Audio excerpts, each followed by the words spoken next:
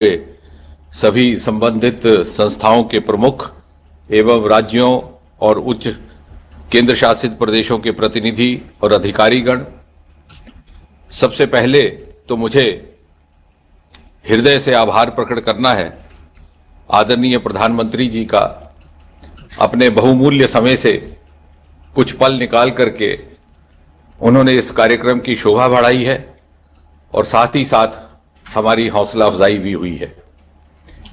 जैसा कि हम सब जानते हैं, 27 अक्टूबर से लेकर के 2 नवंबर तक प्रतिवर्ष सतर्कता जागरूकता सप्ताह मनाया जाता है और इसी बीच 31 अक्टूबर को सरदार पटेल की जयंती भी रहती है।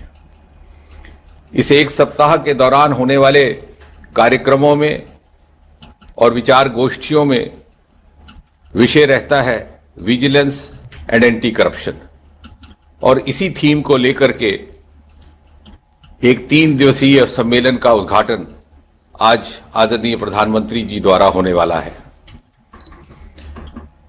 बहुत ज्यादा बात ना करते हुए और लंबा समय ना लेते हुए मैं आपका ध्यान केवल एक बात की तरफ आकर्षित करूंगा कि सन 2014 में जब प्रधानमंत्री मोदी जी के नेतृत्व में इस सरकार ने कार्यभार संभाला था, तो पहले दिन से ही भ्रष्टाचार के खिलाफ एक निरंतर मुहिम जारी हो गई थी और आरंभिक दिनों में ही प्रधानमंत्री जी ने हमें यह मंत्र दिया था, जीरो टॉलरेंस टुवर्ड्स करप्शन।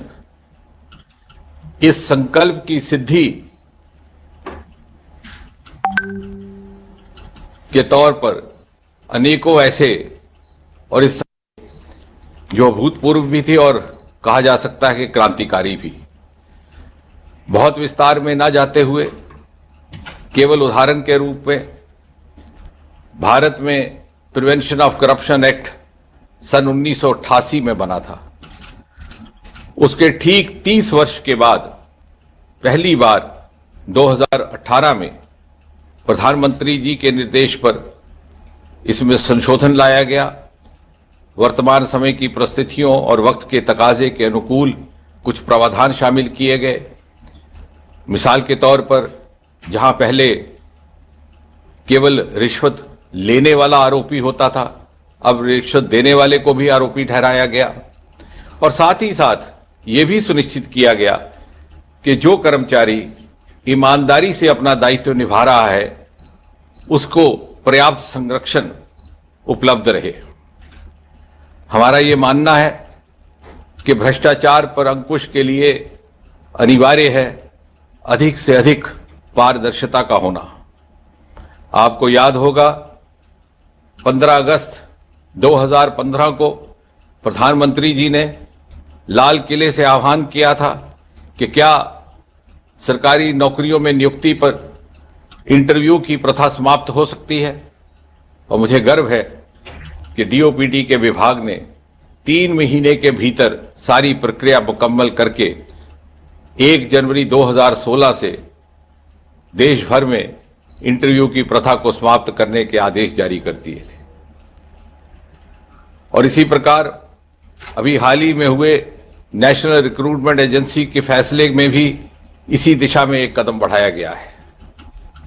जहां तक सीबीआई का ताल्लुक है, गत 6-7 वर्षों में सीबीआई को पूरी स्वतंत्रता और स्वायत्तता के साथ अपनी जिम्मेवारी निभाने का मौका मिला है और इससे सीबीआई की विश्वसनीयता और क्रेडिबिलिटी स्थापित हुई है। बधाई के पात्र है ऋषि कुमार शुक्ला जी और उनकी सारी की सारी टीम, जिन्होंने निरंतर यह सुनिश्चित किया कि अपग्रेडेशन ऑफ स्किल्स जारी रहे। जैसे जैसे क्राइम करने के नए नए तरीके ईजाद होते रहते हैं, उसी तरह उससे निपटने की नई नई मेथडोलॉजीज का भी प्रयोग करने का प्रयास किया जा रहा है। और इसी का एक उदाहरण है कि 15 साल के बाद पहली बार क्राइम मैनुअल को रिवाइज करने का काम लिया गया है।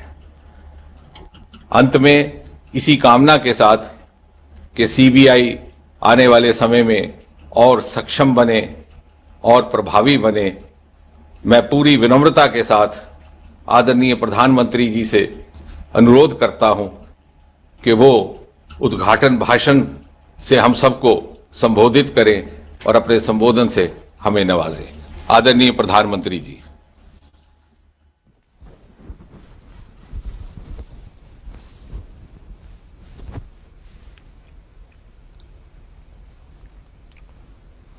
नमस्कार।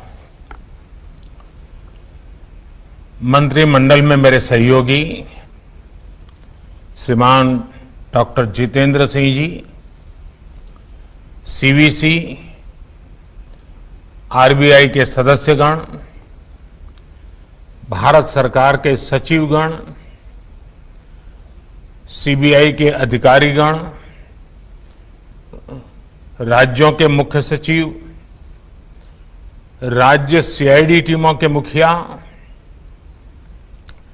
बैंकों के वरिष्ठ प्रबंधकगण और इस कार्यक्रम में हिस्सा ले रहे सभी महानुभाव।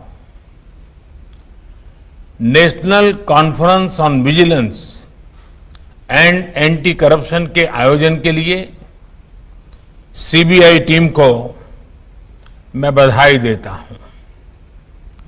आज से विजिलेंस अवेयरनेस सप्ताह की भी शुरुआत हो रही है। कुछ ही दिनों में देश सरदार वल्लभ भाई पटेल की जन्म जयंती मनाने की तैयारी कर रहा है। सरदार साहब एक भारत श्रेष्ठ भारत के साथ ही देश के एडमिनिस्ट्रेटिव सिस्टम के आर्किटेक्ट भी थे। देश के पहले गृहमंत्री के रूप में उन्होंने एक ऐसी व्यवस्था बनाने का प्रयास किया जो देश के सामान्य मानवी के लिए हो, जिसकी नीतियों में नैतिकता हो। लेकिन बाद के दशकों में हमने देखा कि कुछ अलग ही परिस्थितियां बनी। आप सभी को याद होगा, हजारों करोड़ के घोटाले, शेल कंपनियों का जाल, टैक्स हैरेसमेंट, टैक्स चोरी, ये सब बरसों तक चर्चा के केंद्र में रहा। साथियों, 2014 में जब देश ने एक बड़े परिवर्तन का फैसला लिया, जब देश एक नई दिशा में आगे बढ़ा, बहुत बड़ा चैलेंज था इस माहौल को बदलना। ऐसे क्या देश ऐसे ही चलेगा?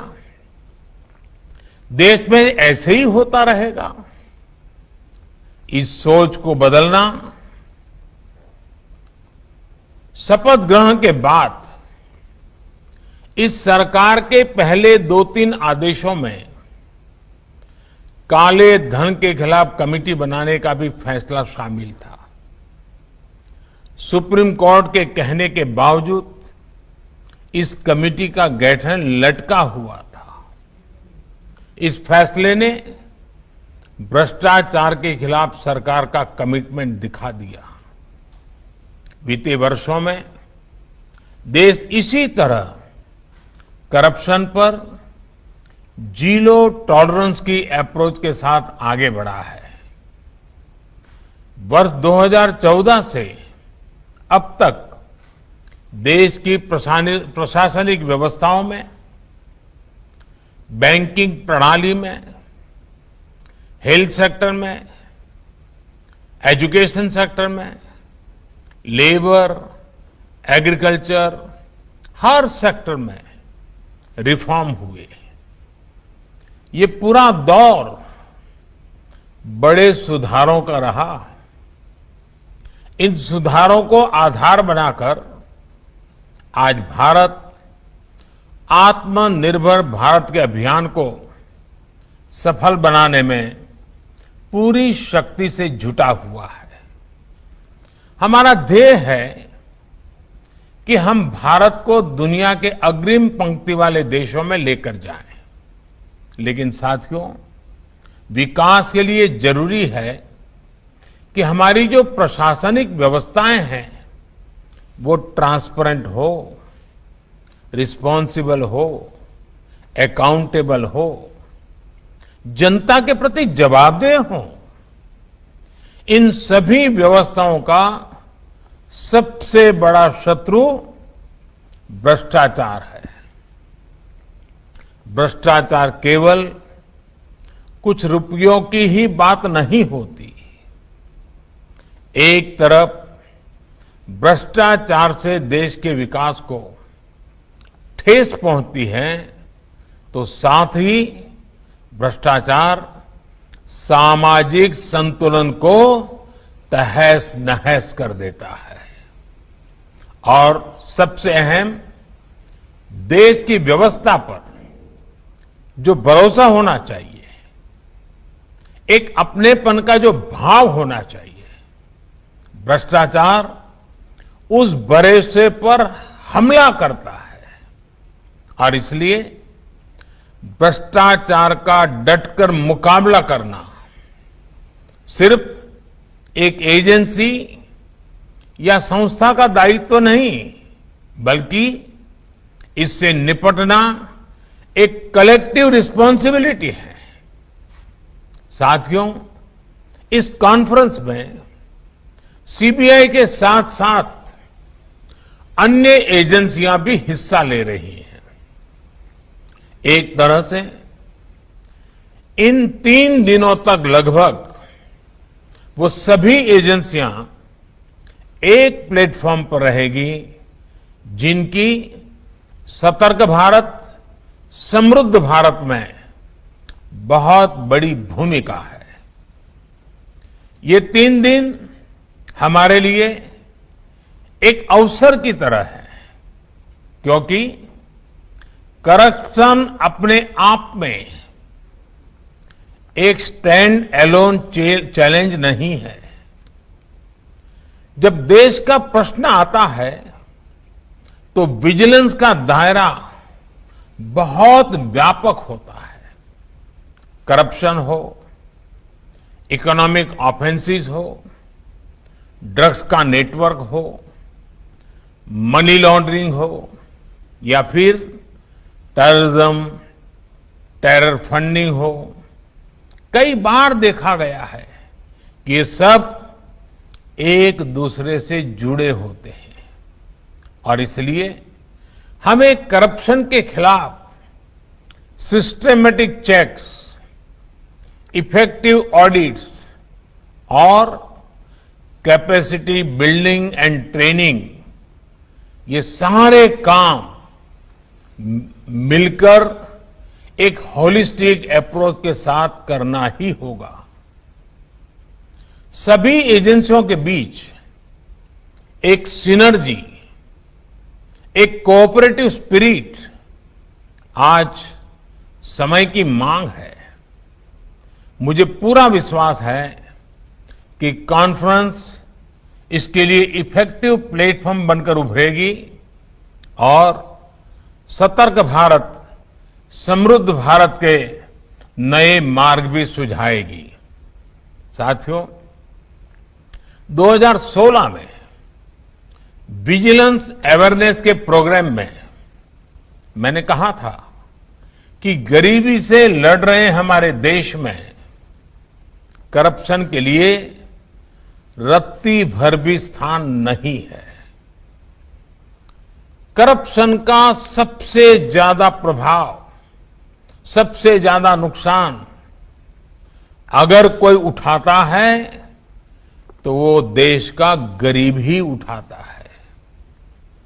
ईमानदार व्यक्ति को परेशानी आती है। आपने देखा है कि दशकों से हमारे यहां जो स्थितियां बनी हुई थी, उसमें गरीब को उसके हक का नहीं मिलता था। पहले की परिस्थितियां कुछ और थी, पर अब आप देख रहे हैं कि डीबीटी के माध्यम से गरीबों की मिलने वाला लाभ 100% गरीबों तक सीधे पहुंच रहा है, उनके बैंक खाते में पहुंच रहा है। अकेले डीबीटी की वजह से 1,70,000 करोड़ रुपए से ज्यादा गलत हाथों में जाने से बच रहे हैं। आज ये वर्ग के साथ कहा जा सकता है और हम गर्व के साथ कहा जा सकता है कि हजारों करोड़ के घोटालों वाले उस दौर को देश पीछे छोड़ चुका है। आज हमें संतोष है कि देश के इंस्टीट्यूशंस में आम जन का भरोसा फिर से बढ़ा है, एक पॉजिटिविटी क्रिएट हुई है। साथियों, सरकार का इस बात पर बहुत ज्यादा जोर है कि न ही सरकार का दबाव हो और न ही सरकार का अभाव। सरकार की जहां जितनी जरूरत है उतनी ही होनी चाहिए। लोग सरकार का दबाव भी महसूस न करें और उन्हें सरकार का अभाव भी महसूस न हो।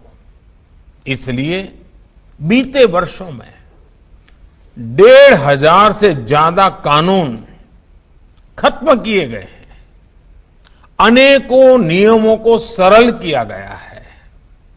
पेंशन हो, स्कॉलरशिप हो, पानी का बिल भरना हो, बिजली का बिल जमा करना हो, बैंक से लोन हो, पासपोर्ट बनवाना हो, लाइसेंस बनवाना हो, किसी तरह सरकार की मदद हो, कोई नई कंपनी खोलनी है, अब उसे दूसरों के पास चक्कर नहीं लगाना पड़ता, घंटों तक लंबी लंबी लाइनों में नहीं लगना पड़ता।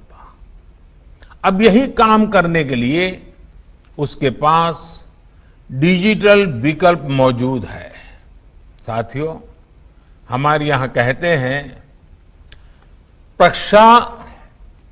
प्रक्षालनादि पंकस्य दुरात स्पर्शनम वरम, अर्थात गंदगी लग जाए फिर उसे साफ करो, इससे अच्छा है कि गंदगी लगने ही न दे।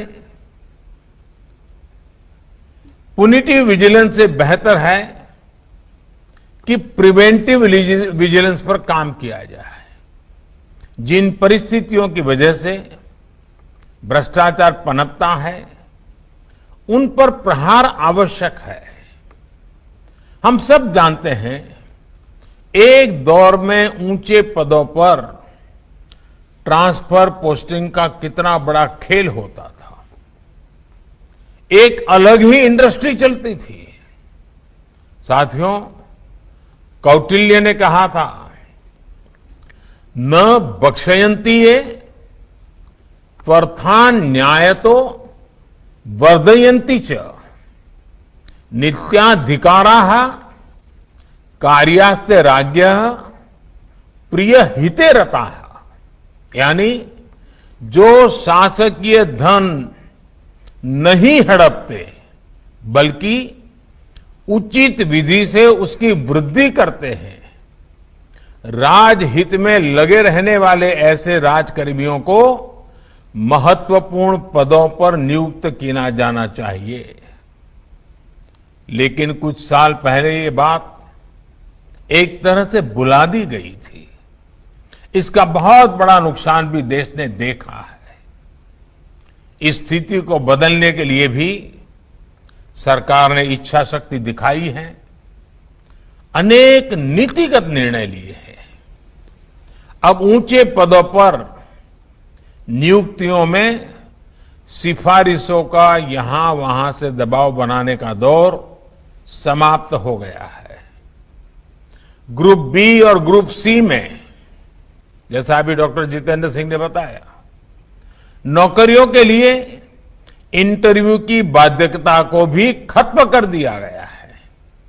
यानी जब गुंजाइश खत्म हो गई तो कई तरह के खेल भी खत्म हो गए। बैंक बोर्ड ब्यूरो के गठन के साथ ही बैंकों में वरिष्ठ पदों पर नियुक्तियों में भी पारदर्शिता सुनिश्चित की गई है। साथियों, देश के विजिलेंस सिस्टम को मजबूत करने के लिए भी कई कानूनी सुधार किए गए, नए कानून लाए गए हैं।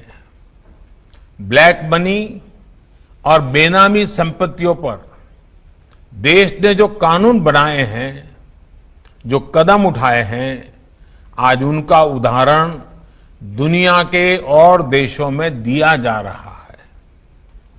फ्यूजिटिव इकोनॉमिक ऑफेंडर्स एक्ट के माध्यम से भ्रष्टाचारियों पर कार्रवाई में बहुत मदद मिली है।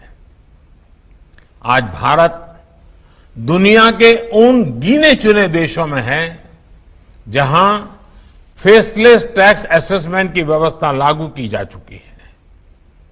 आज भारत दुनिया के उन देशों में है जहां भ्रष्टाचार रोकने के लिए टेक्नोलॉजी का ज्यादा से ज्यादा इस्तेमाल किया जा रहा है। सरकार की प्राथमिकता रही है कि विजिलेंस से जुड़ी एजेंसियों को बेहतर टेक्नोलॉजी मुहैया कराया जाए, कैपेसिटी बिल्डिंग हो, उनके पास लेटेस्ट इंफ्रास्ट्रक्चर और इक्विपमेंट हो ताकि वो और प्रभावी रूप से काम कर सके, नतीजे दे सके।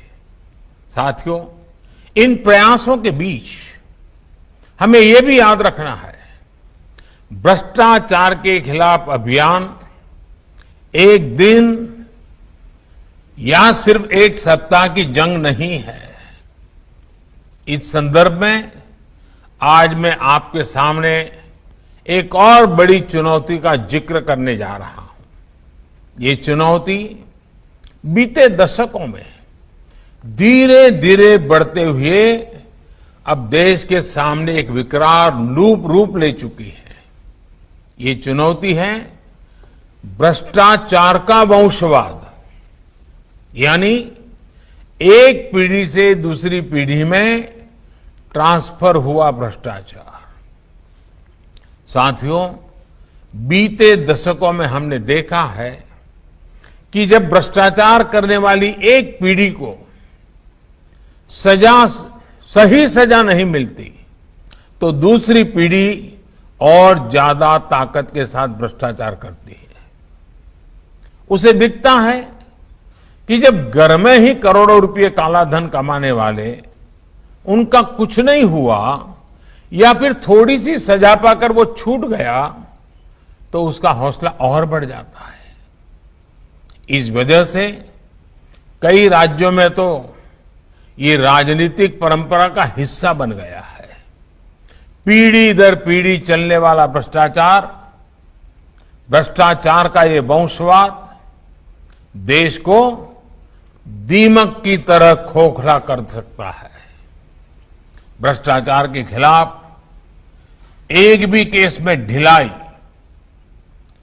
सिर्फ उसी केस तक सीमित नहीं रहती, वो एक चेन बनाती है,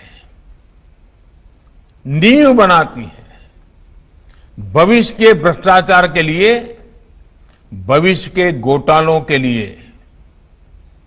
जब उचित कार्रवाई नहीं होती तो समाज में, मीडिया में इसे अपराध का दर्जा मिलना कम हो जाता है। लोगों के एक बड़े वर्ग को पता होता है, मीडिया को पता होता है कि सामने वाले ने हजारों करोड़ रुपया गलत तरीके से कमाए हैं, लेकिन वो भी इसे सहजता से लेने लगते हैं। ये स्थिति देश के विकास में बहुत बड़ी बाधा है। ये समृद्ध भारत के सामने, आत्मनिर्भर भारत के सामने बहुत बड़ी रुकावट है। और मैं एक बात और बताना चाहूंगा। आप कल्पना कीजिए कि हम में से कोई